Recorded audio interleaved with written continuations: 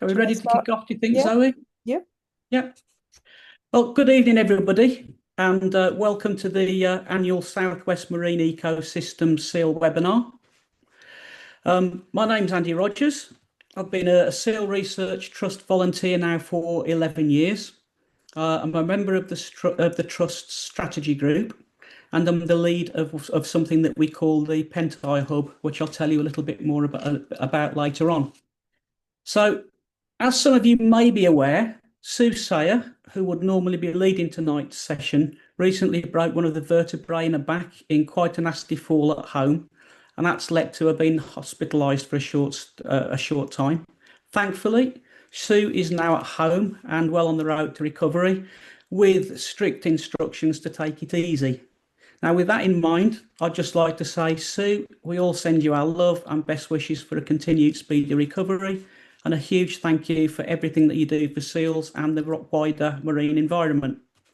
I'd also like to say thank you to Zoe Yelland, who has spent a lot of time preparing for this evening and is carrying out all duties Zoom and IT related for us tonight. As we move through the presentations, if you've got any questions, please enter them into the chat. Our speakers are going to look out for the questions in the chat, and they'll do their level best to answer them through the chat as we go through. If we've got time at the end of the evening to actually answer some more questions, by opening the lines up, we will, but we'll have to see if time allows. Next slide, please, Zoe. So we've got some great speakers tonight, all doing some really inspiring work to help and on behalf of SEALs. We've got Dan Schofield and Horace Lee, who are going to talk about the SEAL ID software that they're developing. We're going to hear from Dan Jarvis about SEAL rescue and rehabilitation. Bex Allen is going to talk about SEAL strandings. We've got SEAL postmortems by James Barnett. And then we've got myself talking a little bit about disturbance. And then a recorded talk from Sue talking about the pupping season. We've also got a late entry into the talking lineup as well. And Gareth Richards is going to give an update on his Flying Rings campaign. Next slide, please. Right, without further ado, we'll go straight over to our first presenters, and that's Dan Schofield and Horace Lee from the University of Oxford, where they're in the visual geometry group, and they're going to talk to us about the SEAL ID software. Thanks, Andy. So really excited to be here today to share some updates on some of the software we've been building for Photo ID. And I'll just wait till Horace can get up the slides there. So now we're ready. So just to give you a very quick introduction of who we are. So I'm a researcher based at the University of Oxford. My research is at the intersection of some machine learning and animal behavior. And Horace is a research software engineer in the same group. And we're from this group called the Visual Geometry Group. So we work on machine learning and computer vision algorithms for things like object detection and tracking for a range of different applications. And one of those sort of areas that we work together on as a team is the wildlife sciences. So trying to develop new tools and processes from this cutting edge research to hopefully have a benefit to wildlife science and conservation. So to give you a very quick sort of flavor of some previous projects that our lab has worked on, this is a project that was developing computer vision algorithms to detect and count penguins in Antarctica. Some of my research as well, if we go to the next slide, very far removed from marine environments, but has been on developing face recognition for recognizing individual chimpanzees in sort of large-scale video data sets.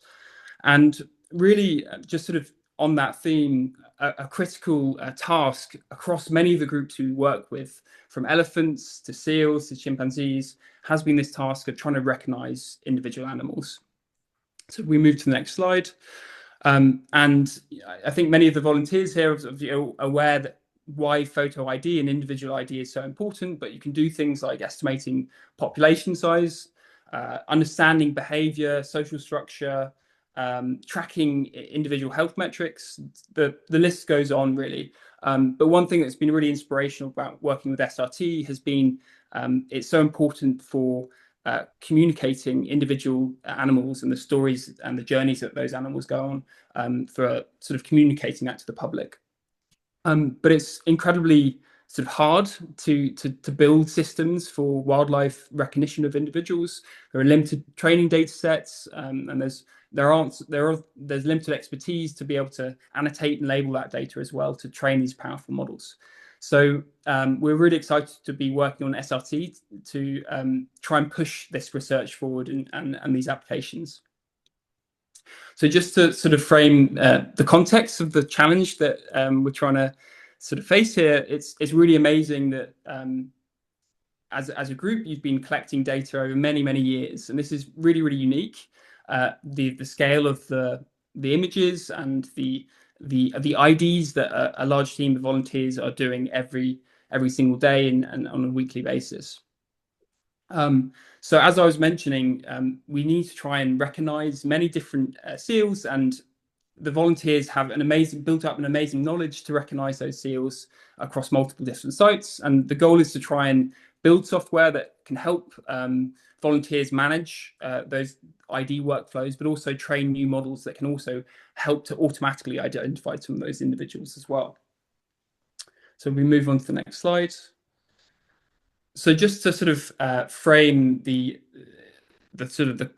give some more context on the workflows that some of the volunteers have been doing. So as I understand it, you'll have survey photos from visiting a site, and previously those images had to be cropped to find those individual seals, and then added to these PowerPoint decks, which are sort of count as these catalogs where you have many different individual seals. And once those seals have been ID'd, they can be added to a database. And just if we can move to the next slide, this is obviously supporting many different applications. One of them is being able to track seals across different sites and monitor those individual seals, which is incredibly powerful for understanding and protecting these populations. So just to move on to the next slide, just to give some more context on the use of PowerPoint. So the idea is that volunteers are using keyword search. So once you ID a seal, this is an incredibly, I always find it amazing how some of the volunteers are creatively named some of the keyword searches in this example. So I think this seal here has been labeled with man on jet ski, and individual volunteers can search over these catalogs to try and find a match of the seal that they're trying to identify by using those patterns and those keyword searches. So this is incredibly resourceful as a system, but it also has some downsides. It means that you have these very unwieldy, large sort of photo ID catalogs as PowerPoints. You can have limited images of those seals on the catalogs. And crucially, when you have multiple volunteers across different sites that are identifying seals, and you want to try and ID a seal that might have come from another site, it's quite challenging to do that across multiple sites. So we wanted to develop a system that was easier for volunteers to be able to search through these catalogs and use the help of AI to help them make those predictions a lot faster. So we've been making some really exciting progress, speaking with Sue and Kate and others from SRT over the last few years. And we're really excited to share some of the results of some of the new software tools we've been developing. So today we're just going to talk about photo ID, but we do also have some very exciting new tools in the pipeline as well. But for now, I'm just going to pass it over to Horace, who's going to give some demos of the software now. Thank you, Dan. So I'll now talk about the solution for photo ID that we've implemented for SRT. So we've been implementing our solution in 3 phases. For the first phase, which was implemented last year, we developed an initial solution called the catalog search tool, which I'll explain more in a moment. And then for the second phase, we have a new and improved version of the tool called Seal Match, which will be available to the volunteers later this month, but I'll show a preview of the tool today. And then at the end of the presentation, we'll talk a bit about our future plans.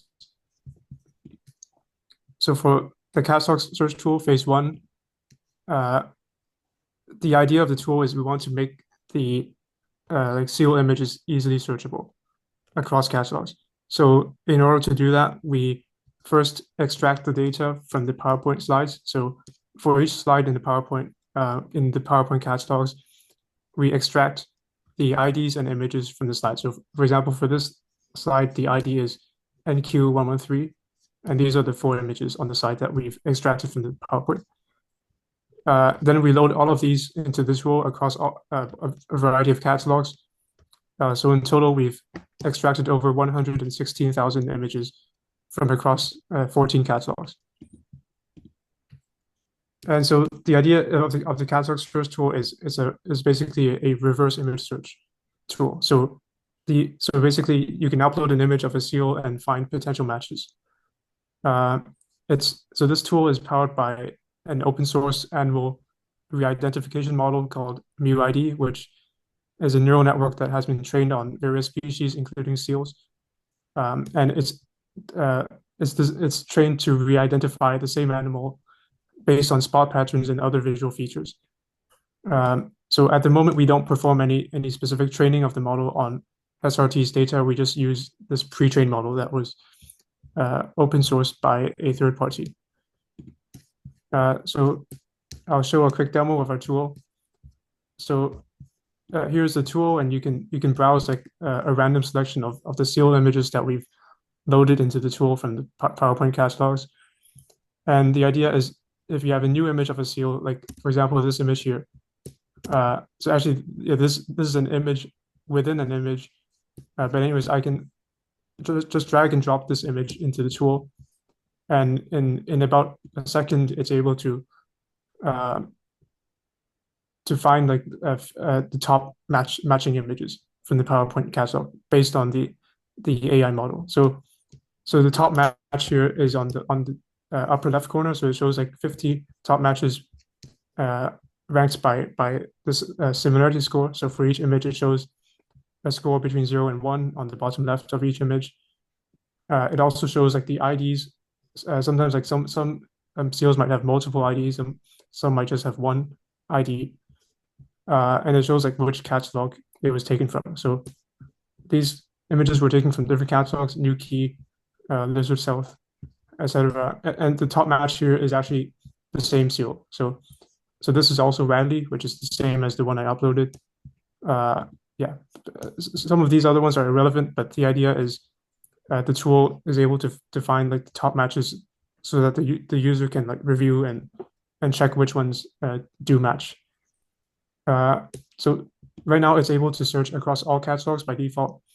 You can also select a specific catalog to search within. So these are the different catalogs available in the tool. You can select like one specific catalog, like the Trevor's catalog, to if you want to constrain your search to that specific catalog. So if I search just within this Trevor's catalog, you can see like the fourth match here. So this is the fourth highest match. Is also the same seal, Raddy. Yeah. So that was a quick demo of the tool. And so this tool is now being used on a regular basis by the volunteers at SRT.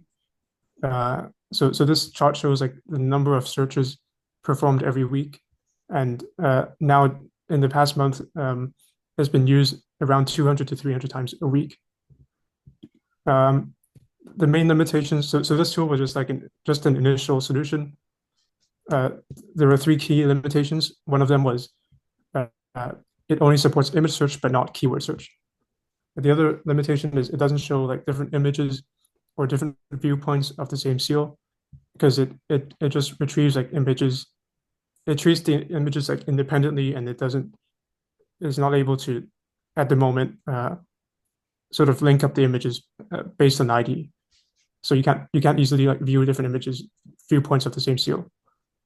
And the third limitation is users are unable to easily upload new catalogs into the tool. So if they have a new version of a catalog, if they make any changes to the catalog, they can't easily import that into the tool. So I've worked on addressing those limitations with this new version of the tool, which we're calling Seal Match. So I'll show a quick preview of the tools now. So with Seal Match, you can do like the same thing as before. So you can drag and drop an image to search with it. But now it's able to group the results by slide. So each sort of rectangle here is a different slide from the PowerPoints. And so it not only does it show like the top matching image from the slide, but also shows all the other images if you want to see different viewpoints of that seal from the PowerPoints. And this tool, this new version also supports keyword search. So you can type in the seal's name like Radley to find it, and it'll highlight the matching keyword in yellow. You can also search with like descriptions like jet ski. So for example, the seal we showed previously, it has like a spot pattern that looks like a man on a jet ski. So you can use like keyword search to find potentially matching seals. And then you can also directly upload a PowerPoint. If you make any changes, any edits to a PowerPoint, you can just drag and drop that PowerPoint into the tool. So this is available here, so you can update an existing catalog, and then you can just like pick the PowerPoint file. But I'm not going to show it today due to time constraints. So that was a quick preview of the new seal match. So it's as I mentioned, it addresses the three limitations with the previous version. So it supports keyword search. It shows different viewpoints of the same seal. But there are still two remaining limitations. Well, yeah, at least two, but these are the main ones. So one of them is seal match is only a search tool, so you still can't make any edits or updates directly in the tool. So you have to update the PowerPoint file and then drag that PowerPoint file into the tool. If you want to add like new versions of, so if you want to add new images of a seal, or if you want to add new seals. And the tool also doesn't support advanced filtering. So if you want to filter by like age or sex, or filter by like whether a crop is a left side crop or a right side crop, you can't really do that at the moment. So we're implementing like the next version of the tool, which is Animal Match, which has been developed in parallel with the previous version. So Animal Match is designed to be like a full-featured ID tool. It has built-in automatic cropping. It allows you to directly edit and merge individual profiles, and you can filter with multiple conditions. So it's a general tool designed for various species, including chimpanzee, elephants, and seals. And you'll be able to run it locally, either for individual researchers. So either locally for individual researchers, or you can also run it on the cloud if you want to collaborate with team members. And we've designed it to be easy to install and use for non-technical users. Yeah, so I'll hand it over to Dan now to discuss about future plans. Thanks, Horace. So as we've just given a very quick overview, we're hoping to build out the functionality of these tools with this new tool, Animal Match, to give users the flexibility to search over these large scale image data sets more easily. We're also hoping to train custom models. So hopefully we can train a custom seal model, which will improve the performance. At the moment, it's very helpful to give you some sort of broad page of search results to spot seals that might be a match, but hopefully we can really improve the performance of those models with training. We're also working on some really exciting new other applications. One of them, for example, is seal counting, and a tool that can help the volunteers with the task of being able to count individual seals, for example, on the beach for population demographic modeling. So yeah, we're obviously really grateful to be working with SRT. It's been really inspiring for us, and it's been really critical to have the expertise and knowledge of all the volunteers and Sue and Kate and everyone we've worked with to develop these workflows and these new models. So we're excited for the next steps, and please let us know if you have any questions, just reach out.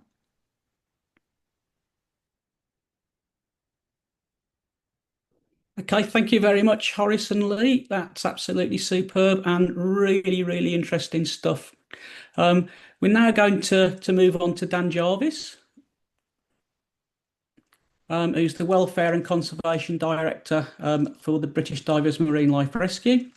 Dan's going to update us on the Seal Hospital admissions and what's gone on during the year of 2025-2026. Over to you, Dan. Thank you, Andy, and thank you also, Zoe, for sharing the slides for me. Some of you are now here tonight, some of you I don't, so just a quick introduction to BDMLR, that's British Divers Marine Life Rescue.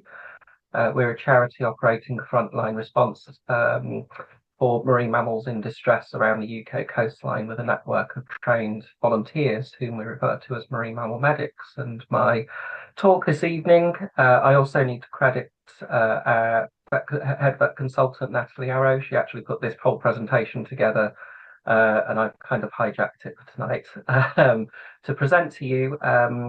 For us in Cornwall, we actually have our own seal hospital within BDMLR that we operate. It's not a full rehabilitation centre, I would add. It just is the hospital phase. We do still have to move the seals on to either the Cornish Seal Sanctuary or to our SPCA West Hatch. They're our nearest full rehabilitation facilities here. But what I'm presenting to you tonight is just the data on the seals that have been admitted to the Cornwall Seal Hospital that BDMLR operates. So go ahead, Zoe. Looking back over the years, these are our admission numbers. What I need to add in here is that back when we started in 2010, 2011 over here, we didn't have the hospital in the form that it is now. It was actually originally an outbuilding and a vet surgery that we had for a number of years, for about actually nearly 10 years, in fact. And our hospital as it is now, which is a proper purpose-built facility we've had since the 2020-2021 season. Sorry, 2021-2022 season. So you can see we've had our ups and downs over the years. 2017-18 was especially bad. That was largely down to some really severe impacts from storms that we had that winter. And again in 2020-2021, it was a pretty rough winter then as well. But as you can see, the general trend is upward, and this winter we had 84 pups that were admitted to our hospital, all of them grey seals except for one common seal that we do occasionally get down here, but it's quite unusual for us to see them. Looking at our monthly data, we can see from this chart here that the majority came in during November, December, which is pretty typical for most seasons. Occasionally we get a bigger peak in October if we get some earlier storms. But what's really interesting from this one is that January is relatively low. It's usually a very, very busy month, in fact. And despite the storms that we had this January, we didn't have the impact that we were expecting. Most times in the winter when we do have severe storms, and as we know, January was really bad with 3 severe storms in a row, we just didn't see the casualties, which is really fascinating. The one thing that I'm thinking, and this is complete speculation on my part really, I should say, is that the pupping season is getting earlier, and that's another climate change impact. And it may be that as these pups are getting born a few weeks earlier, maybe by January, February, and we're getting the storms then, perhaps they're just a little bit better equipped for dealing with them. I'd like to think that, but we'll see what the future holds in terms of data on that. But I'm hoping that it means the seals are coping a little bit more. So this is our data looking back over the past several seasons, all the way back to 2010, 2011. So I know it looks quite complicated in here. And as I mentioned earlier, the general trend is upward. You can see January of 2018 was absolutely horrendous. That was our really bad storm period. And you can see what effect that has had. And you can see, as I mentioned again, we have had much, much busier Januaries in previous years. And hopefully you can make out in amongst all the lines there, the thick green line is our current season that we've just come through here. But the peak in our pups admissions does seem to be moving slightly earlier. And that, of course, would tie in with the pupping season also starting about a month earlier as well. So we seem to be getting perhaps a bit of a shorter but more intense peak in November, December, which is quite interesting. Again, from a resource perspective for us, it helps hopefully for us to prepare a little bit more to be absolutely inundated during the middle of the winter. Next slide, Zoe. Looking at the rescue locations this winter, these again, just to reiterate, these are the pups that were just admitted to the BDMLR hospital. Of course, there are other seals that were rescued and went directly to the Cornish Seal Sanctuary, especially at the beginning and end of the season, and also to RSPCA West Hatch as well. So this isn't the complete picture, but it is the majority of it, as of course we at BDMLR operate the majority of the frontline rescues. So you can see, of course, the large majority did indeed come from Cornwall. We had one come over from the Isles of Scilly, 2 from North Devon, 2 from the south of Devon, and 2 that came down from Gareth up there in South Wales. Next slide, Zoe. So again, looking a little bit closer at Cornwall, you can see that we've got some clusters. This is a pretty typical picture of the distribution of rescues over the winter months. So a lot on the north coast, which tallies with where most of the seals are. Whoops, sorry, Zoe, we're a little bit ahead there, I think. So a lot of the rescues are along the north coast, and then sort of around the Land's End Peninsula into Mounts Bay and towards the Lizard, and then it kind of peters out along the south coast of Cornwall as we head east. So as I say, that is a pretty typical picture for most winter rescue seasons. And then a zoom in here as well in West Cornwall, you can see we had quite a few from Senan this season. It does seem to be a little bit, and Porthgwara as well. And it does seem to be most years we get quite a few from down there. And again, my own theory on this is that these are seals that are getting washed across or swimming across from the Isles of Scilly, and these are the sort of first points of land that they actually come along to, that are sheltered, potentially if they're tired, and they're coming up to. So Senan, of course, as you might well know, it's a pretty big beach and there's a lot of room for seals to come up there. We do get quite a lot specifically in the harbour immediately behind the wall, which means it's a lot more sheltered and protected from the big waves, which kind of makes sense with that theory. And also Porthgwara, it's a tiny, tiny little cove with a really steep slipway, and it is quite surprising the number of seals we do get coming up there. So I'm hoping my theory is sort of based in this evidence here. It might be completely wrong, but I do think it does quite strongly represent what is probably going on with these clusters in the far west of Cornwall. Next slide again, Zoe. This chart here shows us the breakdown between males and females. Most years it's ever so slightly skewed towards males. We do seem to pick more of them up for one reason or another. The last couple of seasons it's maybe been a bit more even. This season as well was very even between the males and the females as well. Next slide again, Zoe.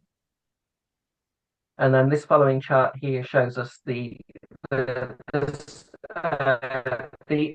range or the stage of molt at rescues. So Lanugo there you can see in blue if it's 100%, so pretty much a newborn or maybe within the first week of birth. The Lanugo has started to molt, the ones that are in red, so they're part molted, maybe 2 to 3 weeks old. Very little Lanugo in yellow, so pretty much fully molted, probably weaned, that sort of age, and then post molts, which of course we see much more of because there's a lot more of them out there after that point, and we're rescuing all the way through the winter and into the spring. So whereas we're seeing a lot of those Lanugo / white coat pups early in the season from the first rescues now we're in August. That wasn't the case 10 years ago. It was really September when the season used to begin, but earlier pupping season again, we're rescuing earlier. So we're getting more white coat pups coming up from August through into October, maybe a few stragglers in November, but then pretty much from October all the way through till now is the period when we can be seeing post-molt seals that are fully weaned as well. So as you can see, most seasons that's much the same picture with lots of those coming in. Looking at the weight on admission, we can see it looks a little bit complex, this graph, but again, if we look at the blue, that's the smallest seals, less than 13 kilos. The red there, which is the majority of the range that we're seeing, is 13 to 17 kilos. So particularly for post-molt seals, this is not a good weight for them to be. Well, the next range is 17 to 20 kilos, so the borderline area, as we call it. So again, depending a little bit on the age of the seal, particularly post-molt ones, it might be a reason for them to come in if they're in that weight range, unless they're really, really feisty, which occasionally they are, and have a lot of fight in them. And then after that, we've got in the green 20 to 23 kilos, which we see a few of, and then those that are above 23 kilos, which we get occasionally. So as you can see from the chart down at the bottom there, over the past few seasons, our average admission weight is coming down. So Zoe, if you just click on one, I think we've got some words to come up on the chart here as well. There we go. So we're getting a higher proportion of lower weight pups that are being admitted, and there could be a number of reasons for this. And one of them certainly is stricter triage on our behalf. So over the past several years, one of our biggest challenges, both here in the Southwest and nationwide, is that we are unfortunately in a situation where we actually have fewer seal rehabilitation facilities available. Sadly, a few of them have closed, others have decreased their capacity, and it's making it much harder on the national scale for us to get casualties into rehabilitation because they are pretty much all the way through the winter and into the spring completely full. Every single one in the country is full. So it does put a huge amount of pressure on us to do as much monitoring as we can on the beach. And when it comes to those that do need to be picked up, to triage them when they're admitted, and consider euthanasia more readily for those that don't stand a good chance of survival, so we can make space for those that do stand a good chance of survival through rehab. So therefore, that means we're trying to rehab a lot more seals, trying to get them through the process a lot quicker. As I say, it puts a huge amount more pressure on us, particularly our vets who are doing a lot of the decision making at the sharp end. So having strict triage is very likely to be part of the reason why that admission weight is coming down year on year. Because we're having to focus more on the smaller pups, and the ones that are bigger and have got more energy, we're having to do more monitoring with to leave them out there. But there could be a couple of other reasons as well. Again, we talked about climate change impacts and storms in particular. That's been an issue, and if we've got repeated storms and longer periods of severe weather, it's going to make feeding much harder for those pups as they're still learning what to do. So it does mean that they could be smaller again for that reason, because they're just struggling to feed themselves. But the one thing that is starting to become more apparent to me personally, again, especially this winter, is potentially the impact of overfishing. And we're hearing, again, particularly crashes in cod at the moment. Over the winter, we've been hearing about crashes in the mackerel population as well. So if there's less food out there for them, it could be another reason why we're seeing smaller seals, because they are struggling to find enough food in the first place, let alone without the impacts of climate change and storms and so on as well. So it's something that I do need to look into a lot more. I'm not saying that's definitely the case, but it is something that's definitely more on my radar at the moment as a potential cause as well. So generally looking at the reasons for admission here, following on from that, around 3/4 of the seals that we do see coming to us are suffering from some form of malnourishment. It could be that they've been separated prematurely from their mother, and that might be due to disturbance, storms, or natural causes. And of course, for those post-molt seals, the other struggles that they have too. We've also seen, I know the figures don't add up to 100% here, by the way, but 40% of the seals that came in also showed signs of trauma. So again, this might be storm-related damage. It could be bite wounds from dogs or other seals. It could even be entanglement-related as well. And you can see in the chart over here, entanglement is separated out. We didn't actually have any this winter, but we've had a small handful over the past few years. And there is actually one seal recently rescued in the last couple of weeks that was entangled and went direct to the Cornish Seal Sanctuary as well. And we have rescued others that didn't need to come in for rehabilitation too, so they're not represented in the data here either. We see quite a good deal of infection cases, and again, this might come through wounds that they have that then become infected, but it can also relate to eye problems, respiratory infections, and parasitic issues as well. And then a small number related to maternal separation as well. What I'd just add in about maternal separation is that's probably a little bit underrepresented, because early in the season, when those pups are coming in, they again will be going direct to the Cornish Seal Sanctuary as the first port of call for rehab, rather than us. So there will be a few more out there to add into this if we were looking at the whole area data together. Next slide again, Zoe. So how about our outcomes? Yeah, if you click on a little bit, Zoe, I think there's a few words to come up here as well, sorry. So of the pups that came into the BDMLR Cornwall Seal Hospital, 24 of them were passed on to the Cornish Seal Sanctuary, another 39 went up to our SPCA West Hatch. We were actually able to release 2 of the pups ourselves. I think both of those were actually just overnight cases that were a bit borderline, but the next day they seemed okay, so we decided to mark and release them so that they had the opportunity to prove themselves back out there and keep us space for others that needed pens more. And then, of course, we come to the triage part. And so one of the pups that we took in died overnight, unfortunately, and then we had 18 others that were put to sleep for various reasons. Again, largely due to severe trauma that was unsurvivable, severe infection, which again was unsurvivable as well. So that accounts for all of that. So as you can see, our vets were working really hard with all of the assessments on these animals and trying to do their very best, as well as, of course, the rest of the team. There's myself and Natalie who work for the charity, and we have a part-time vet this season, Joe. We're the only ones that work there, but we're hugely supported by a large group of marine mammal medic volunteers, around 65 of them, to carry out the work there and look after the animals on a daily basis. So 18 seals that we put to sleep were done so for really very good and valid reasons. And we were able to successfully send 75% of our pups on to the other rehabs, and hopefully all get released out to the wild then. So there's a selection of our pups just there that came in this season.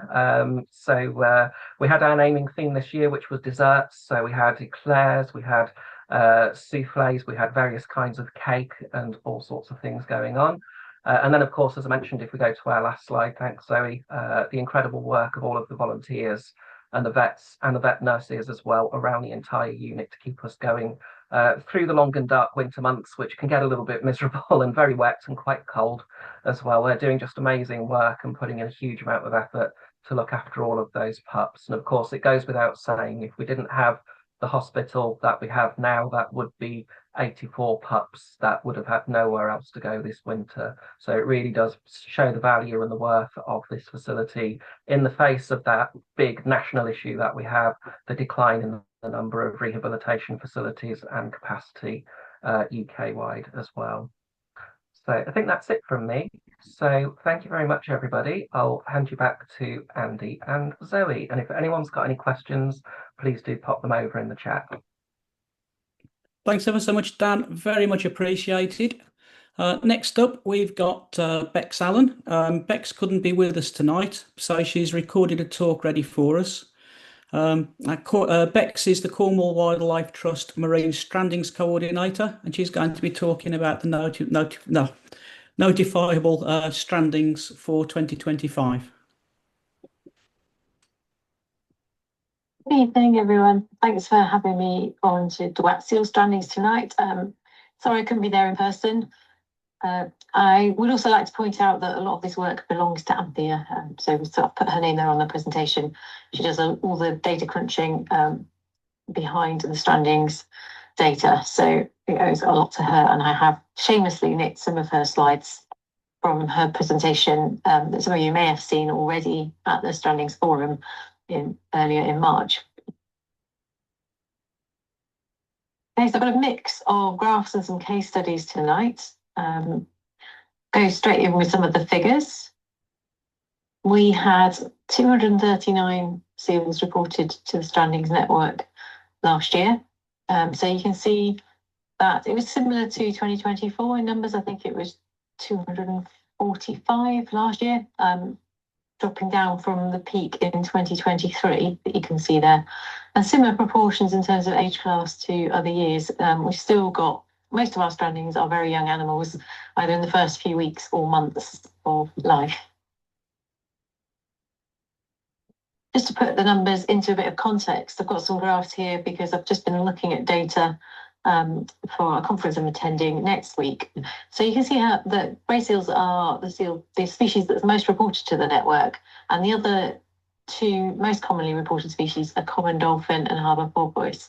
And what I've been pulling out of the data, and that we're seeing across the areas of SWME actually, is there's been quite a change in our oceans that started somewhere around 2013, 2015, as far as we can tell. So I've got a dotted line there at 2015 to give you an indication, but you can see after that, there's a real step up in two of our most commonly reported species, i.e. the common dolphin and grey seals as well. And I'd just like to point out that, that's more than you would expect from just an increase in population in terms of births. It does suggest more of a movement of animals. So maybe these animals are more inshore at the moment for various reasons. So we think maybe warming seas has created a situation where prey shifts have happened, and perhaps these animals are finding more food around our inshore Cornish waters. Can also see that, I know I'm talking about cetaceans here, but harbour porpoise have gradually sort of started to tail off in the strandings record, which is a little bit of a worry. I've snuck in some sightings data, so this isn't strandings, this is from our Sequest project, but just to sort of highlight how similar this is. So Sequest carries out effort-based surveys from coastal locations around Cornwall. Some of those are by individuals and some of them are by groups, and some of them are regular monthly occurrences. But you can see again the similar pattern when the first few years of Sequest. It's almost non-existent to have a common dolphin on survey. It was like less than 2% chance of seeing one. And now they are one of our most commonly seen animals. You see grey seals are one of our most common, are our most commonly spotted animal on surveys, but you can see how closely those are tracking. So our top three sightings for species are the same as our strandings. The data sets back each other up, which would be expected. If you're seeing things commonly in shore waters, those are the ones that you're going to see most commonly washing up when something happens to them. I've got another graph here that ties in probably as well with what you might be talking about in terms of seeing live pups. So I just put together some timelines of whitecoats reported to the strandings network. So the first four top lines are aggregations. So those are mean pups reported for those time periods. And then I've just separated out 2024 and 2025. And you can see here that gradual shift forward towards August being a increasingly important month in the data. So I've got a few case studies to talk about, and just a note of caution, this does have pictures of dead seals. So not quite as nice as seeing them when they're alive and fluffy. Our first, one of our first case studies is a young animal, and she was interesting because she came ashore in the Isles of Scilly, and this is great work of collaboration between and help from Seal Research Trust colleagues who have a look at the pelt patterns of seals and identify individuals so that we can sometimes pair them up. And this was the little young female that was found on the Isles of Scilly, as I said. She was, as you can see, she's got a yellow tag. So she was rehabilitated at the Cornish Seal Sanctuary and named Amelia Clark. Rescued in May 2024, released in July 2024, and then 6 months later, sadly, she didn't make it through the winter. They really do have a very tough life, these young animals. This one, different kettle of fish really. A very emaciated male found on a beach near Newquay, sadly too decomposed to be PM'd. But the tag identified him as a male who had been rescued and tagged back in 2007. So this one did make it and nearly got to 20. And he was known to the Seal Research Trust and has been a beach master at Porth Tower and other West Cornwall sites. And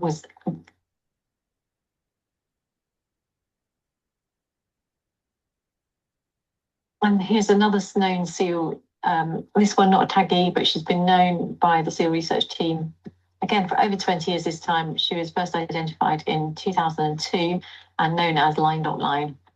Beautiful female seal and seen just a few days prior to be found dead. So she washed up at Hale, but you've got the picture there below just a few days before, looking well and healthy actually. So shame there, and I guess we might not know what happened to her. Another interesting case that Anthea pulled out is this one of a seal that was found choking on a small shark, cat shark. This is the first that Anthea's seen of this. However, coincidentally, we did have one reported just this week with a very similar thing, this time a different fish. But again, another seal found with choking on a fish. So 2 cases in 2 years.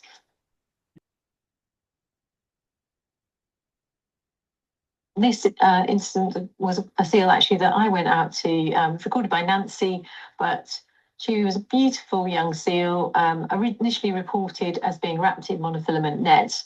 But by the time that we came to examine her, that had been collected. I think the people that found her took it off her. But you can still see the impression there in the fur.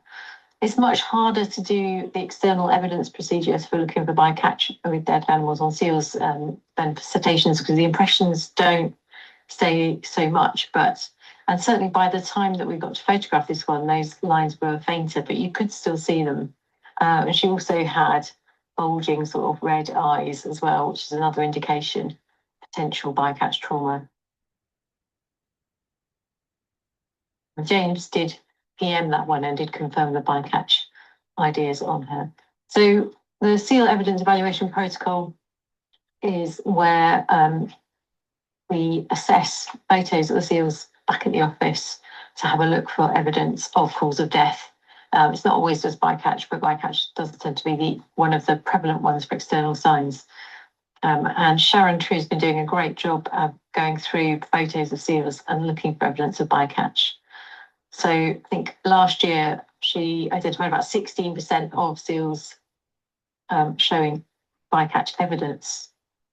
And if you look back over the data, this is just PME data. And what I've done is over all seals from about 2010, it's about 10%, just under 10%, show cause of death as evidence of bycatch. If you just pull out the PMEs, the ones that have been taken for post-mortem examinations, so we've got a bit more definite diagnosis on that, and just look at the adult seals, so that's those over a year, juveniles and adults over a year old, so outside of those first few critical months, and then it goes up to about 16% of all seals are showing evidence of either bycatch or entanglement, which is, I guess, more as a result of ghost gear, but still kind of technically bycatch because it's usually in fishing gear. And just to leave you with a little bit of an intrigue, I've only just pulled out this data, so it's the first time I've had a look at it. I was looking earlier at a few weeks ago at our common dolphin data and seeing that our common dolphins have got smaller over the years, probably because we've got more youngsters in the common dolphins that we're seeing. But if you have a look at grey seals, and for this, I've just filtered out only the ones that count as adult grey seals on the database. And there does seem to be a bit of a downwards trend in size as well. So that is interesting. It does need more examination, and it leaves you with a bit of a mystery and cliffhanger, I feel. Watch this space. Thanks very much for listening. Our contact details are there if you want to get hold of us. And I hope you enjoy the rest of the talks. I'll be looking forward to catching up with them later. Thank you ever so much, Bex, for putting that together for us. Really appreciated. And next, we're going to move on to James Barnett, founder and director of Cornwall Marine Pathology Team. And he's going to be talking about some of the notable seal PMs that he's carried out during 2025.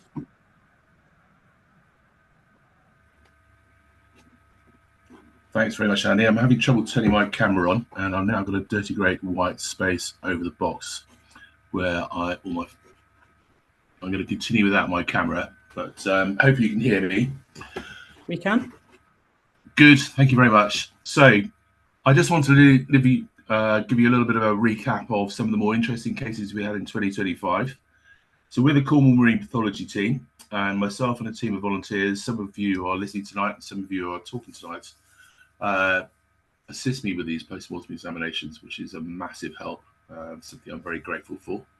And we work in very close collaboration with the Cornwall Wildlife Trust Marine Strandings Network, and we work on behalf of the Cetacean Strandings Investigation Programme for England and Wales. Thanks, so you can have the next slide. So similar to some of the data that's already been shared with you, our busiest season, if you like, for post-mortem examinations is certainly over the autumn and winter months, because the vast majority of animals we get to PM tend to be pups in their first year of life, for the same sort of reasons that Dan's already touched on. So we see most of our seals coming in for post-mortem examination between September and December, and we PM'd a total of 29 animals last year. We have funding to do this through the Cetacean Strandings Investigation Programme to do 50 in the year, but we always do far more than that. We can have the next slide, please.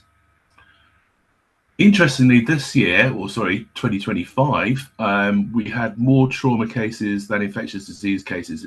The last 5 years before that, which is actually my poster for this European Cetacean Society conference next week, which is the conference that Bex was referring to, we had more infectious disease cases. So we've seen a bit of a shift this year, and over half the cases that we examined post-mortem were trauma cases. I just want to share a few examples of that with you. Next slide, please, Zoe. So I'll show you some trauma examples and then some infectious disease cases. So this one was a pup that was found alive in Newquay back in February 2025. And you can probably make out this great photo from Emma Gallagher showing this large swelling on the underside of the neck. Unfortunately, the pup deteriorated after coming in to the British Divers Hospital, and the animal had to be euthanized. And on post-mortem examination, we found this large abscessated necrotic mass of soft tissue underneath its neck. And we suspect it was probably a penetrating foreign body that had gone in through either the esophagus or the pharynx, but we couldn't actually find the source of it. And then we've got a secondary bacterial pneumonia on top of that. Bottom right-hand picture, you've got these nasty little suppurative necrotic lesions in the lung, probably from septicemic spread through the bloodstream. And then we also have something that we're seeing increasingly in seal pups, this quite dramatic tooth wear, which, as you can see, is quite unilateral here. It's more on one side than the other. And we think this is probably related largely to pups when they're first starting to feed themselves, pretty much trying anything. And you get a lot of sucking, grinding on stones and maybe other hard shells, things like that on the beach, and they end up with worn teeth. But we also suspect or think there's a possibility that there may be an issue with dentine formation, because this has been shown in some work on historical skeletal remains from the Baltic Sea in grey seals. So that's a possibility. Next slide, please. So this is quite an unusual one, because most of the sort of chronic trauma and infection cases, which make up the majority of the trauma cases, tend to be either at the head end or on the flippers. This is actually the tail. It came to the Cornish Seal Sanctuary after being found in the Helfer River in January, and had to be euthanized because essentially it was devitalized, and there's no way you can amputate something that's that high at the tail. And it was a necrotic, granulated mess of tissue overlying the devitalized vertebrae, which quite clearly had evidence of osteomyelitis necrosis going on there. That's that grey bit you can see in the middle there, the bottom right-hand picture. And it also had some gum ulceration. So that was a rather unusual chronic trauma case that we saw last year. Next slide, please. Bex has already talked about this, so I'm quite embarrassed now because I thought there was still monofilament net on this picture, but they're obviously quite clearly it's just the impressions. So luckily, this is a case that Bex has already described, and she went out to it actually. She's the one who picked it up off the beach, got it into us with the help of some other people. And if it hadn't been for some photographs from a member of the public who'd actually seen it before the net was removed and got these photos, we wouldn't have had nearly such a good idea of what we're looking at. Because as Bex explained, the net marks very quickly disappear in seal pelage because of the nature of the pelage. Whereas in the cetacean, if you get monofilament nets on it, then they remain deeply imprinted on the pectoral fins, the flukes, the dorsal, and around the rostrum. Those are sort of the key sites. And we don't see that so clearly with seals. So I reckon we're seriously underestimating the number of bicaught seals that we see. Quite interesting to see that data from Bex in her last talk. This is a juvenile animal, estimated to be around 4 years of age. We PM'd it, and then we saw all these other signs that we often see with bicaught animals. So blood in their eyes, abrasions around their head, really congested lungs, bloody froth in their trachea, really engorged blood vessels going to the kidneys, and they're often in good condition and have recently fed. Next slide, please. So this was, for me, probably the most dramatic PM I did last year. And it's, as far as I'm concerned, it was the first one of these I'm confident that I've seen. And I know you've probably heard about this story. Essentially, there is good video evidence and published reports and literature of grey seals, I'm afraid, taking out grey seals. This was an animal on Gwydion in October last year. The reason I was so confident it was not scavenging and it was predation was because the animal was incredibly fresh. It was still in partial rigor. And it had this characteristic helical wound running from the left forepliffer right the way around the body to the right side of the pelvis. And this is something that is very characteristic. It happens when the blubber and the skin is ripped. It rips in this neat manner with very smooth skin edges, and unlike a knife cut, the hair is still overhanging the wound, is not also trimmed by the knife, which is what you see with knife cuts. You also get this characteristic underrunning of the blubber, because the blubber is the source of energy that the predating animal is after, and you see these characteristic rake marks made by the teeth of the predating seal in the blubber as they're trying to get access to the blubber and ripping it out to eat. I know it's a pretty dramatic thing, but we think, to be brutally honest, down here at least, it seems to be a very, very rare behavior that we're seeing. It seems to be a learned behavior. We don't think there are massive number of animals doing this, or that it's a population effect, but it certainly is something that we are seeing on a reasonably regular basis in other parts of the UK and in Europe. Can I have the next slide, please? So I just want to finish off. I'm trying to keep the time. I just want to finish off with a couple of infectious disease cases. And if we can have the next slide. So this was a male grey seal pup that was found alive at Sennan, so right down in West Penwith, tip of Cornwall, back in February, but it died fairly shortly afterwards. And this was a really serious case of parasitism. Most seals that we find, or a lot of seals that we find, have ascarid worms, that's nematode worms in their stomachs, and they cause quite large ulcers in the stomach wall, and very occasionally they will actually erode through the stomach wall, and you'll end up with ascarid worms migrating out of the stomach and into the abdominal cavity and causing a peritonitis, along obviously with the stomach contents. So this animal died as a result of peritonitis secondary to a gastric acid burden. It also had ascarid worms, so not ascarid worms, other nematode worms in its pulmonary artery and the right ventricle of the lung. We're pretty confident these are probably lungworm, because that is part of the migratory pattern of the lungworm through the seal before it ends up in the lungs, is through the circulation. And we see this not often, but occasionally. I've sent this to the Natural History Museum to try and get them identified, but I'm fairly confident it is lungworm and not the other possibility, which is heartworm, which we haven't really had a recorded case yet of in Cornwall. And then the last case I was going to show you is the next one. So this was a classic umbilical infection. This was a partially molted male grey seal pup that was monitored on St Mary's in the Isles of Scilly for 24 hours. Picked up in November, brought over to the BDMLR hospital, unfortunately died overnight. This animal was an absolute non-starter, I'm afraid. It had dramatic jaundice, which you can probably make out from the top right-hand picture, the yellowing of the blubber layer. And that is an indicator straight away that you've got a problem with the liver. And sure enough, when we opened the pup up, we found these abscesses throughout the liver. And also we found pus in the umbilical vein. Now, the umbilical vein is the blood vessel that connects the umbilicus to the liver as part of the fetal circulation, which is what all shuts down. That part of it shuts down when the pup is born, but these things don't heal up straight away, and you can get a tracking infection along the umbilical vein and into the liver and causing an abscessation, as we see here. So that was the last case I was going to share with you tonight. Just remains to thank all those people who help, our fantastic volunteers in the Cornwall Marine Pathology team and the Strandings Network, British Divers, and I should also mention the Seal Sanctuary for all their assistance. And of course, you guys in the Seal Research Trust who assist us so much with our work. Thank you. Thank you, James. That's hugely appreciated and a great presentation. Just a reminder to everybody, if you've got any questions, please pop them in the chat and the speakers will answer them in the chat. I'm next up. I'll just wait for the slides to come up.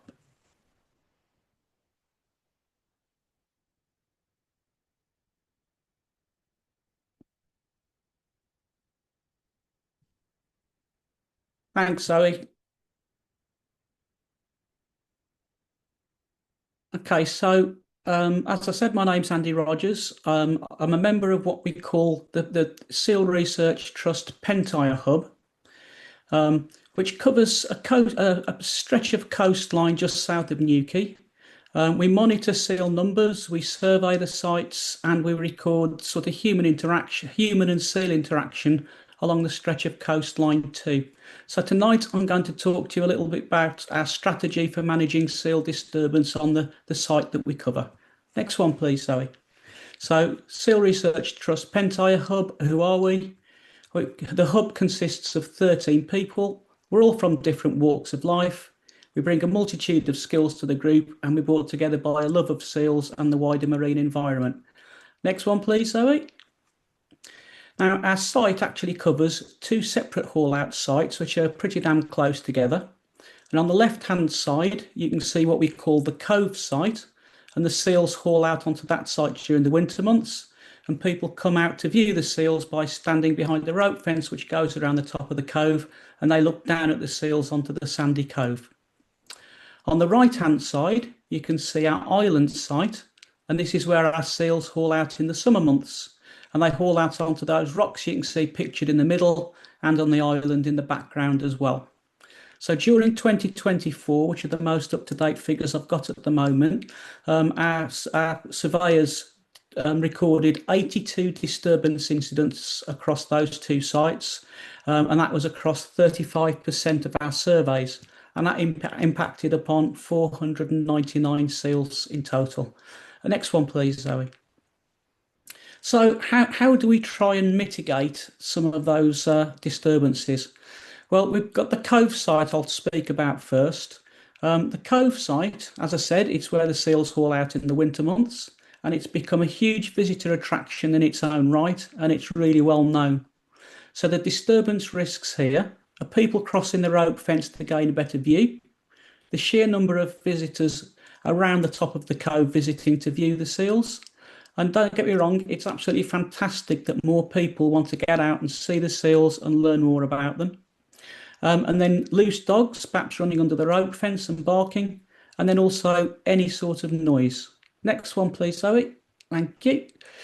So a couple of examples of the sorts of disturbances that we do get at the cove. The top left-hand picture shows that three members of the public have crossed the rope fence there to gain a better view. They've gone right up to the edge of the cliff in a very dangerous area, in fact, and they're taking photographs of the seals directly below them. And then on the right-hand side, you can see the top right-hand picture, the actual stampede that they've caused by their presence. And that was 140 seal haul out, and there's just a portion of them there skedaddling down to the water's edge to escape. And then the bottom left-hand picture, another cause of disturbance, as I say, dogs. These two were uncontrolled. They went under the rope fence and ran around the lip of the cove. One of them was barking. And on the right-hand side picture, bottom right picture, you can see the results of their actions. And there's a group of seals there again, really stampeding down the beach to escape. And you can actually see in the eyes of some of those seals that the panic as they approach the water. So how do we try to work to sort of reduce some of the risks that the seals face at the Cove site?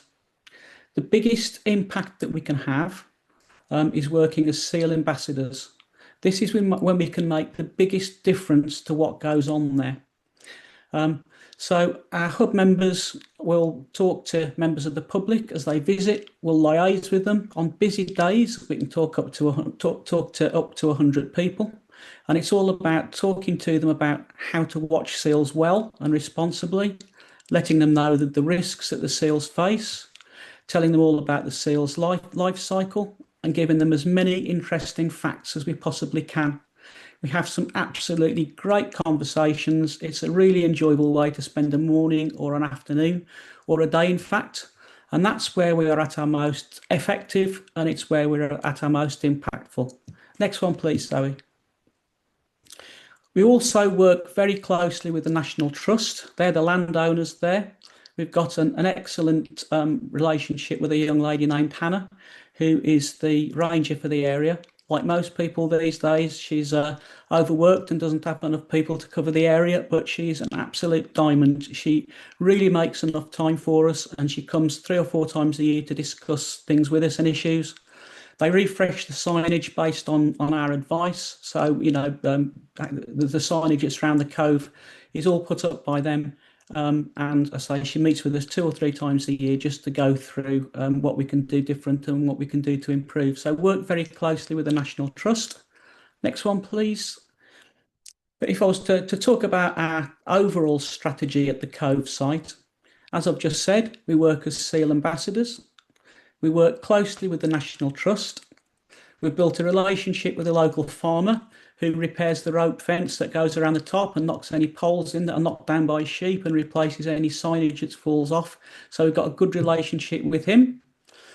We arrange for local businesses in the area to display our leaflets. We've got SRT signage now on local car parks advising on how to watch seals well, and that's down to a couple of our volunteers, James and Sarah, doing some great work there. We give talks to local groups. And this was a great idea by Peter Perkins, who's one of our volunteers. We work with new housing developments, and Peter had the idea that because there's so much new housing being built in the Newquay area, it's automatically going to result in more people visiting the coast and perhaps visiting the areas where we cover.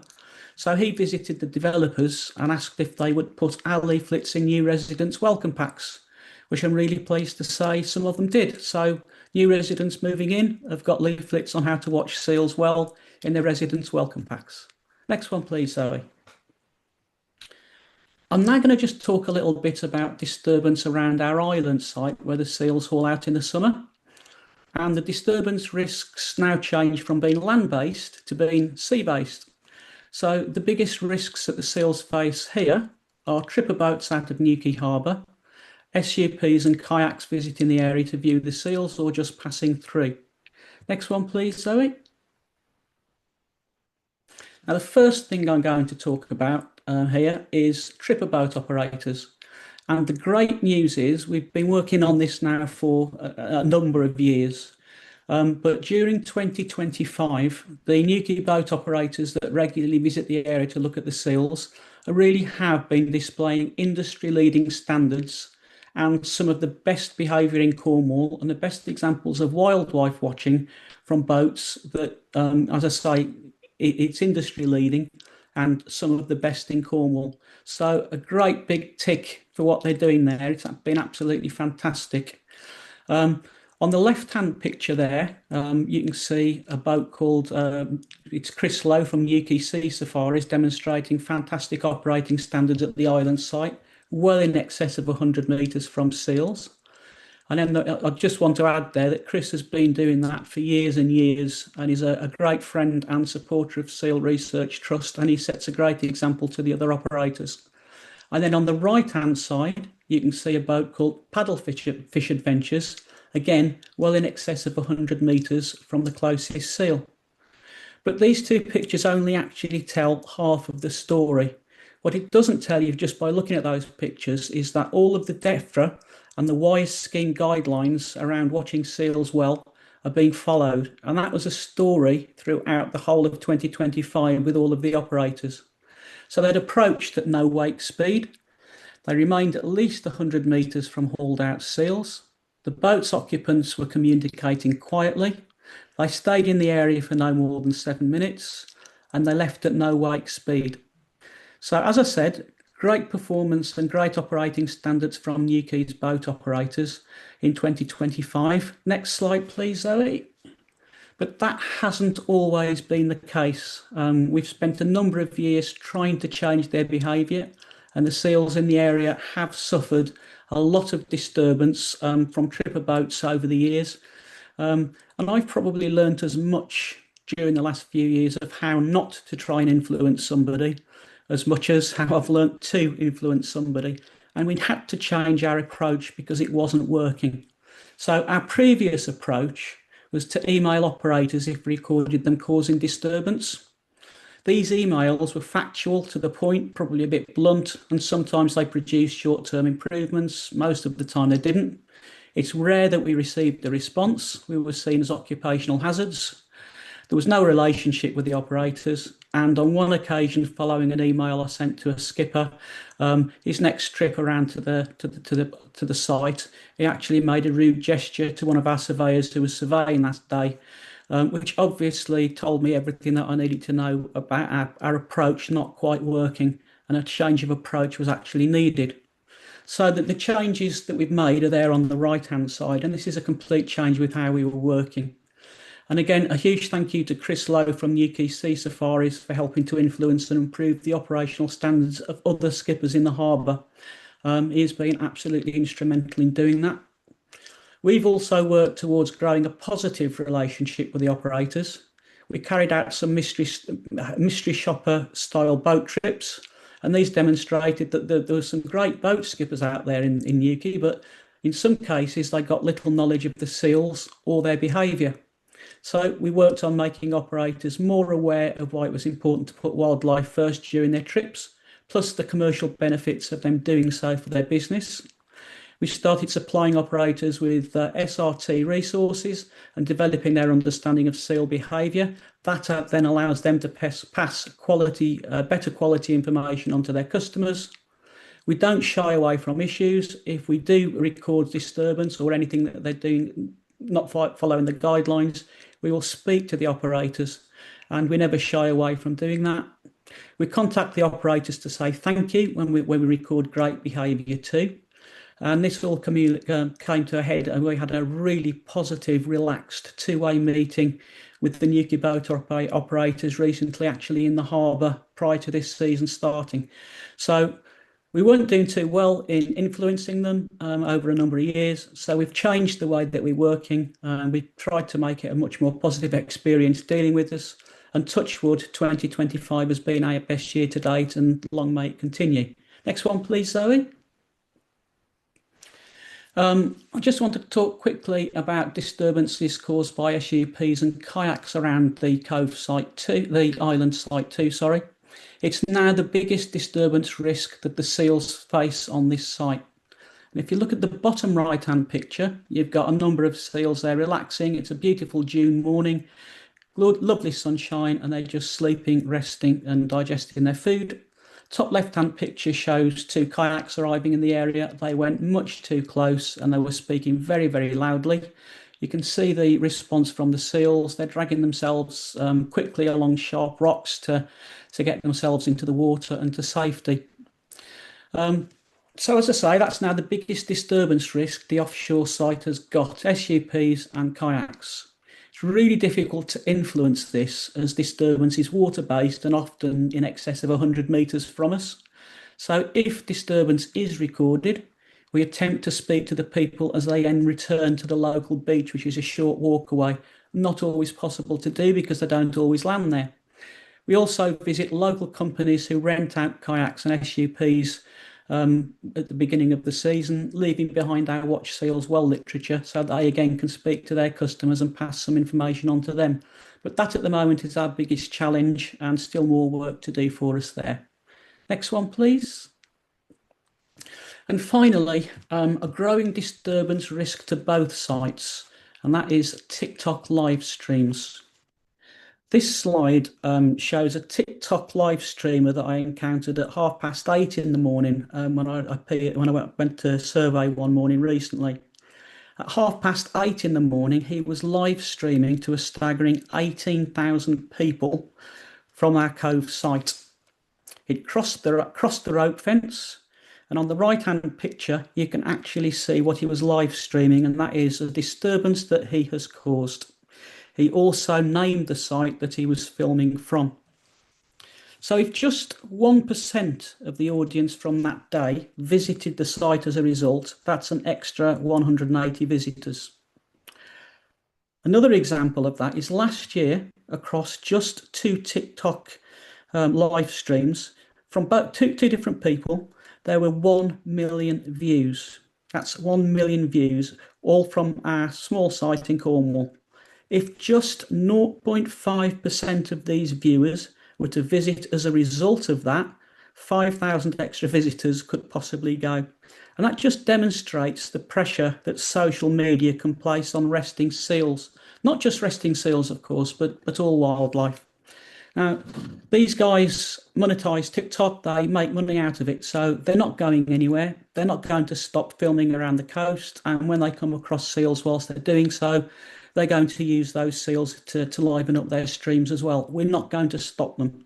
It's not going to happen. So what we've tried to do with a number of them now is to build positive relationships with them. A bit like sleeping with the enemy, but that's what we're trying to do. We request that they don't name sensitive seal sites during their streams. We explain the impact that irresponsible streams can have on seal disturbance, and we attempt to turn them into seal ambassadors by giving them the facts and SRT resources to actually use on their streams. We ensure that they discuss how to watch seals while they're putting their streams out. This guy pictured here has been a success story so far. Myself and Sue both spoke to him at length, and we have managed to basically turn him across to our side.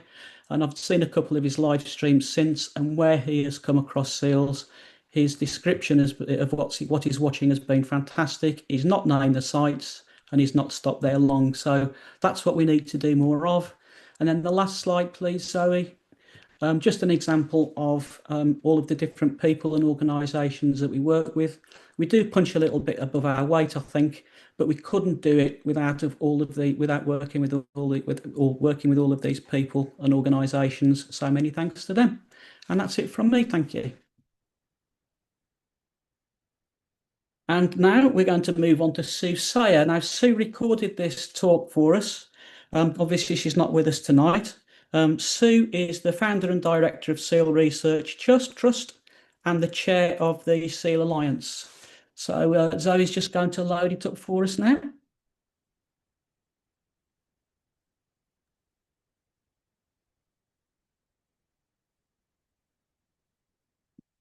Thanks, Zoe.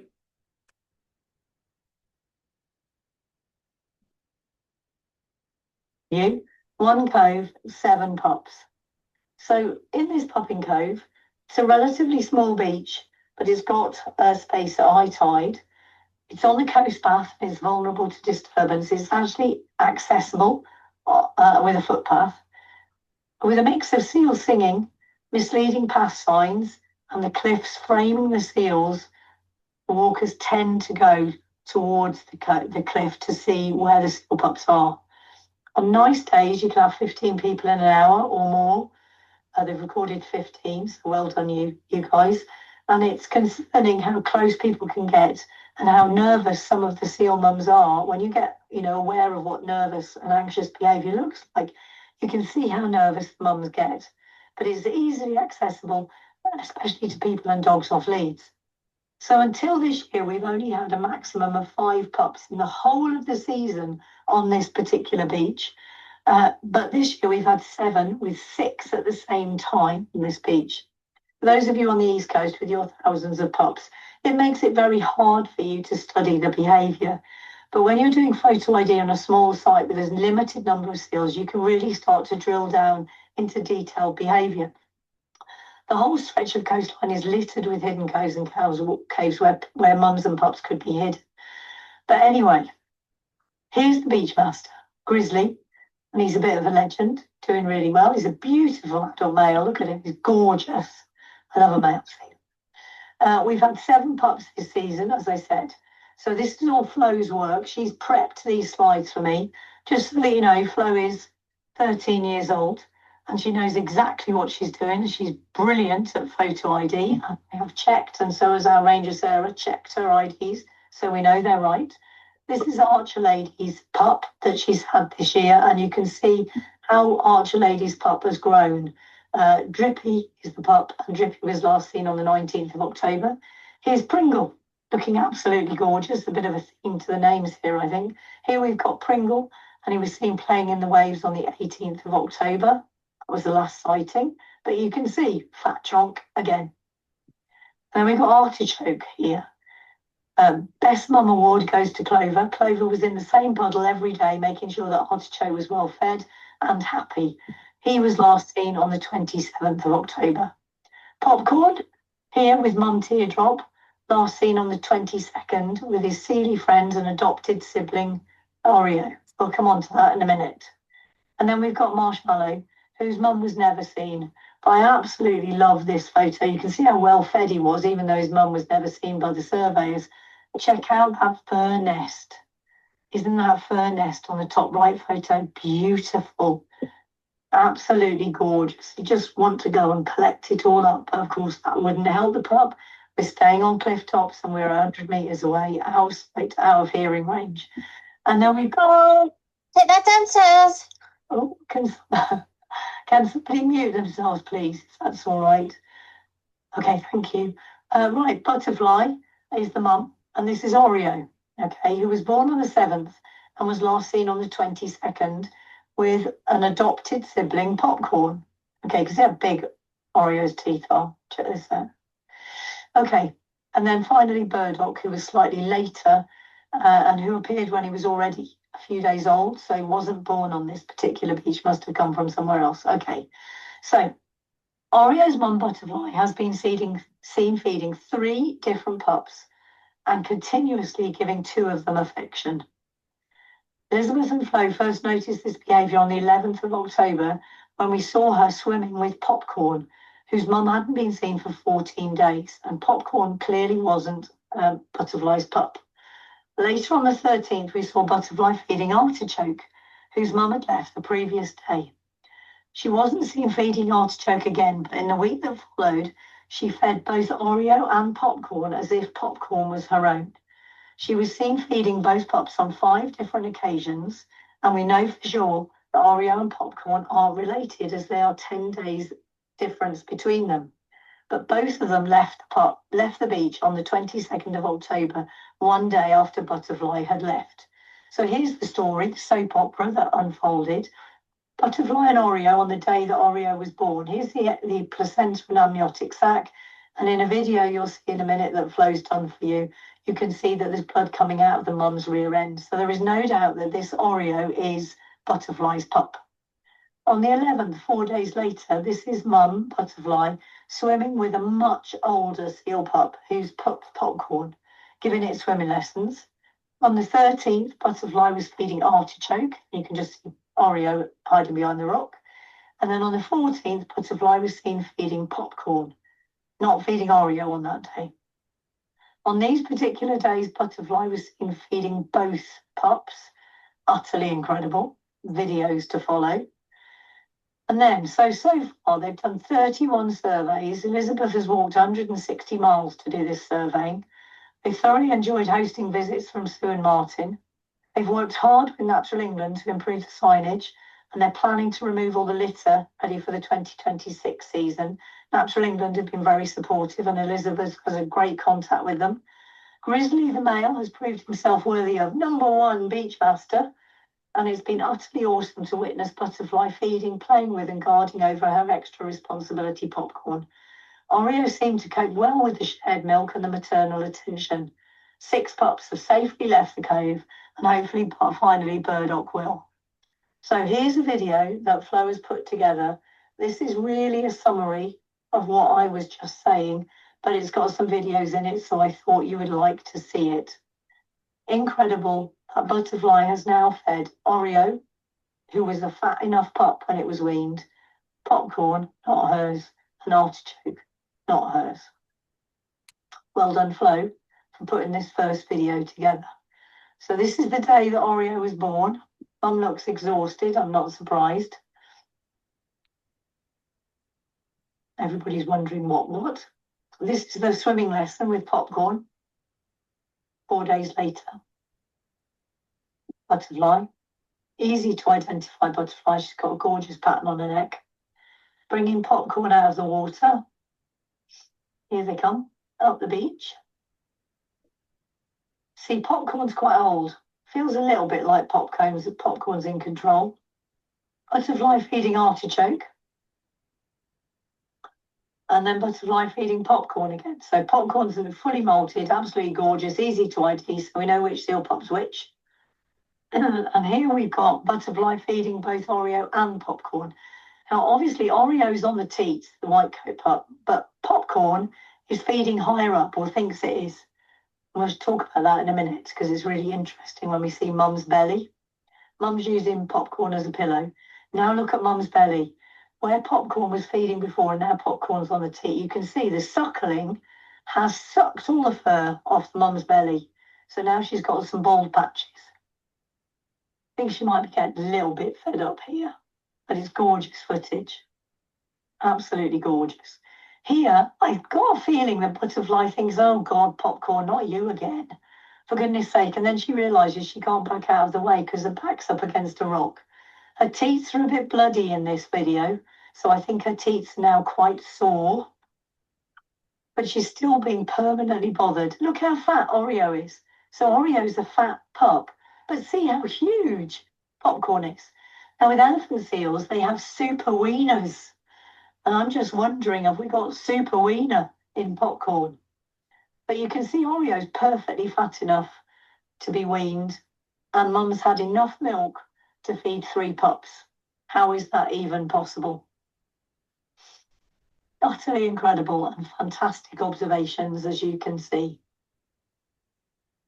Thank you very much for putting that together, Flo. It's amazing. And they were last seen on the 22nd, and it's great that Mum was able to successfully wean Oreo as well as the other pups who were already weaned. Right, and this is the gobsmacking news that we have for 2025. This again has been put together by Flo, a 13-year-old. Utterly amazing. We think we've had twins for the first time ever. This is a first for me. We've never had this in Cornwall. Twins are extremely rare, as you'll find out in a minute. So here we've got a mum who's called Key with her 2 potential pups. We've been keeping this secret. We would never share this experience in real time. Sadly, the Norfolk mum, there were 2 pups, 2015, there were 2 pups born in the wild in Norfolk. And the event created huge excitement, as many of you will know, because we've got lots of Friends of Horsey people here on today, with people flocking to see the spectacle.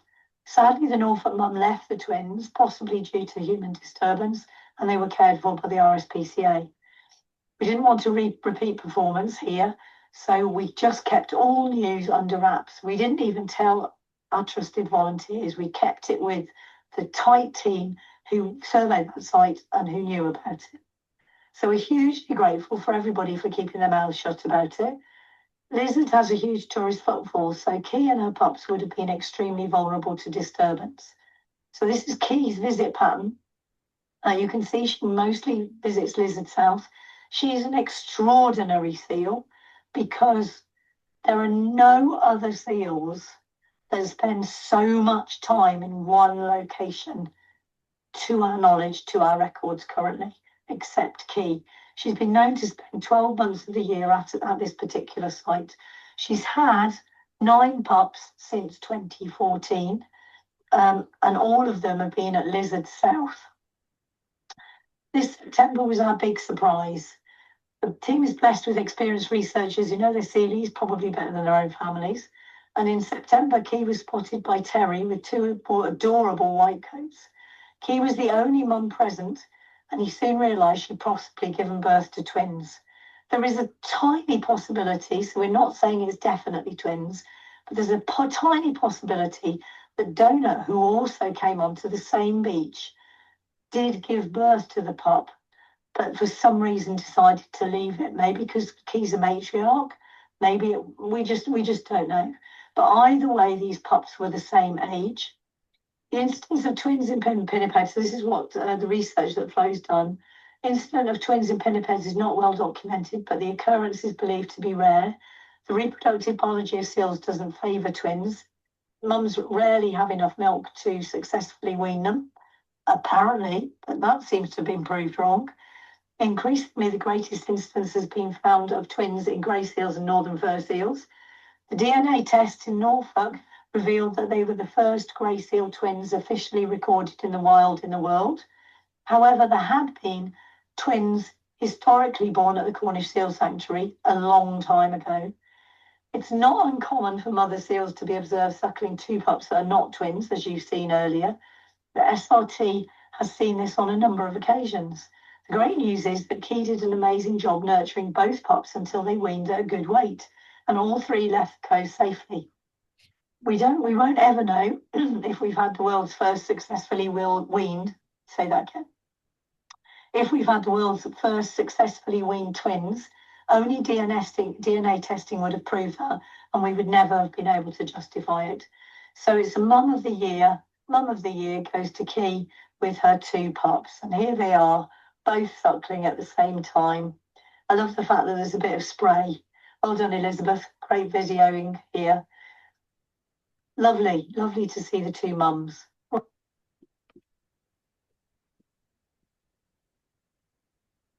Well, thank you for Sue for putting that together, and a huge thank you there as well for Flo, because I think that recording and those photographs and videos were absolutely amazing. So thanks for that, Flo.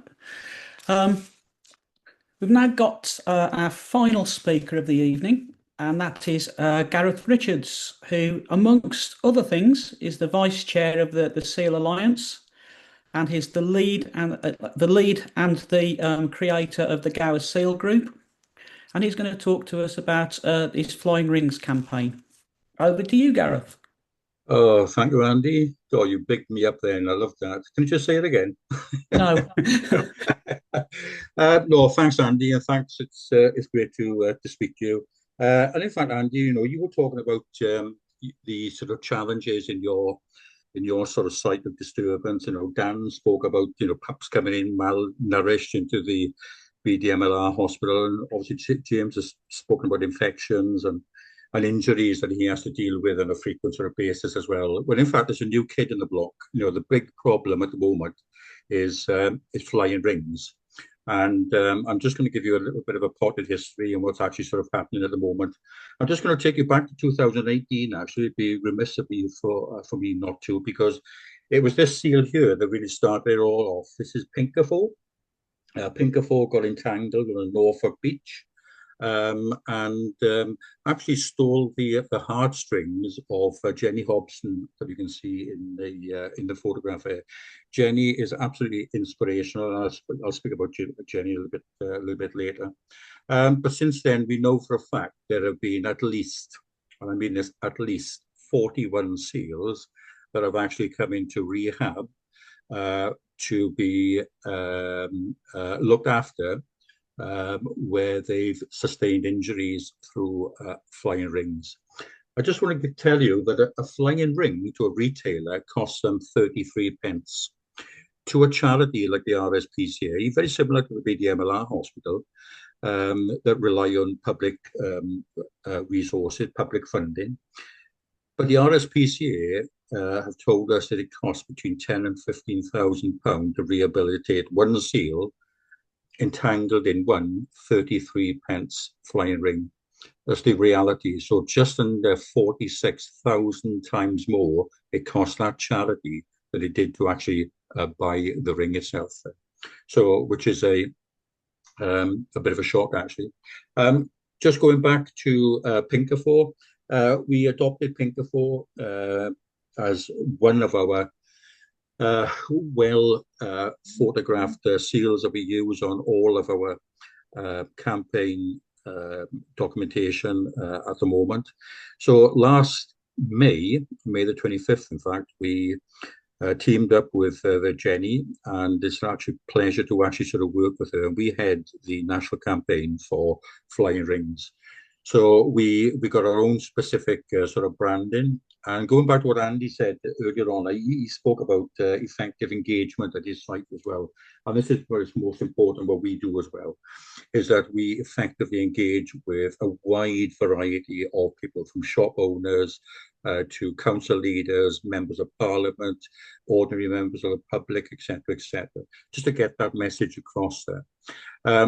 The press have quickly picked up on this, and this is only a snapshot, and I mean a snapshot of some of the media outlets that we've actually given interviews with as well, from BBC Breakfast all the way through to the Falmouth Packet. I've never even heard of the Falmouth Packet, but they got in touch with us as well. So they wanted their stories. There is a huge interest out there amongst the public. And again, going back to what Andy said about the engagement, we've kept that going all the time, and every opportunity we have is that we actually sort of speak to people. Well, about a month ago, I went to speak to my local MP, Tonia Antonazzi, and she was very interested in the sort of campaign. And she actually said to me, she said, I've got an opportunity coming up in a fortnight's time to speak to Parliament. I may speak about this. Well, lo and behold, she did. She spoke for, I think, about 8 or 9 minutes about the Flying Rings campaign there. And she was absolutely fantastic. She was absolutely inspirational. From that, we have been invited to a parliamentary drop-in session in London on the 17th of June, where they've hired a room in Parliament for 2 hours for us to meet MPs that have been invited there, to try and get them on board as well. Because what we are trying to do is to get these horrible things banned and not brought into the country at all. One of the things I actually sort of gave Tonia was this particular book, Sammy and the Flying Ring, which was written by Sandy and illustrated by her mum. And just to let you know, it is for sale in the Seal Research Trust shop as well. It's a fantastic little book as well. So it just shows the amount of help that the members of the public are actually sort of giving us. I put into the chat the Flying Rings campaign petition link. I've put it there twice. We also have a QR code as well. And one of the things that we are so pleased about is the fact that, and it's just hot off the press at the moment, we've got 55,719 signatures. This is from ordinary members of the public. There are no celebrities, there are no influencers which have actually boosted that number up at all. These are ordinary members of the public who are absolutely find these things abhorrent. So what are we trying to do? We are trying to get Parliament to ban the import of these thousands that are being imported into the country. We're trying to get shopkeepers not to sell them, but to sell the solid flying disc instead. And it's all about influencing. So what are the influencing that we have done locally, certainly here in Wales, I'm sure you can tell by my accent, is that my mission in life at the moment is to get the whole 22 unitary authorities in Wales to enter into a voluntary ban of these flying rings. We've got 3 local councils, Swansea, Newton Talbot and Vale of Glamorgan, have already. I met with the First Minister of Wales last week, and also the leader of Swansea Council, who was also the chair of the Welsh Government Association as well. And they are actually putting flying rings as a standalone agenda on the next heads of the local authorities in Wales as well. So what we're hoping to do is to get Wales as the first country in the world,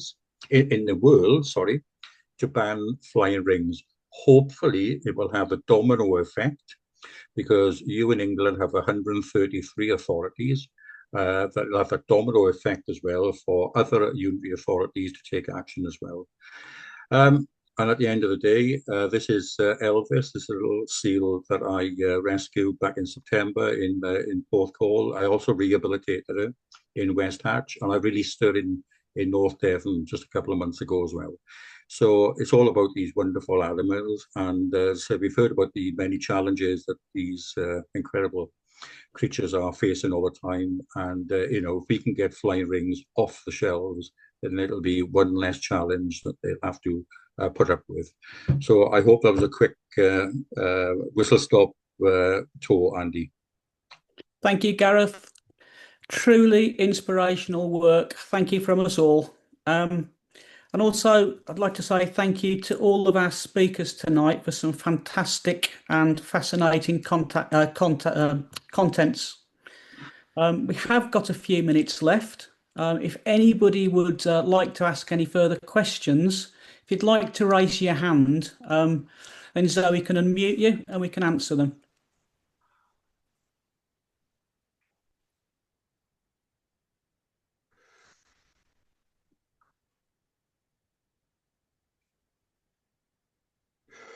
Okay.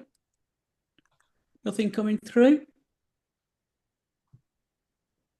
All right. Well, thank you all ever so much for attending and coming to listen to this tonight. It's really appreciated. And again, once again, thank you very much to all our speakers.